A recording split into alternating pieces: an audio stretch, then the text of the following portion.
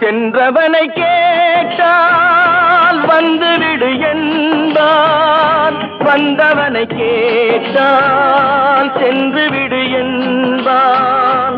சென்றவனை கேட்டால் வந்துவிடு என்பான், வந்தவனை கேட்டால் சென்று விடு என்பான், சென்று விடு என்பான். வீடு வரை உறவு, வீதி வரை மனைவி, காடு வரை பிள்ளை, கடைசி வரை யாரோ, கடைசி வரை யாரோ.